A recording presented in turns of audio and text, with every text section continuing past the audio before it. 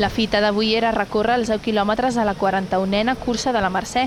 Durant tot el matí hi ha hagut restriccions de trànsit i unes 30 línies d'autobusos n'han quedat afectades. Sempre m'ha agradat molt aquesta cursa i abans de néixer ja ell ja la feia i ara vull que ell sàpiga el que és fer una cursa en família i disfrutar amb els amics. Un element cabdal de la cursa és el públic, que anima. Mi hijo, que corre con el ACEI, es discapacitado intelectual y solo hace casi 30 años que corre esta cursa. Vinga, que ja queda poc!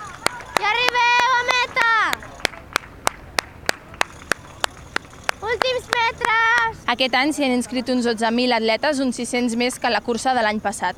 Tot i ser una participació força alta, encara no se superen les xifres del 2014, en què van comptar amb uns 18.000 corredors. Els primers a trepitjar la línia de meta han estat per categories Artur Bossi Anguera i Gemma Barratxina. Després han anat arribant la resta de participants, emocionats d'haver superat el repte. Em sembla que he baixat del 53-54. La llebre de 53 la portava darrere a 50 metres o així. I m'agrada molt l'ambient, és com un repte.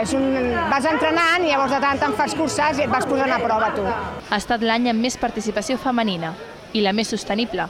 S'ha reduït el plàstic i, de fet, no s'ha vist cap ampolla d'aigua. La solució? 39.000 gots de cartró.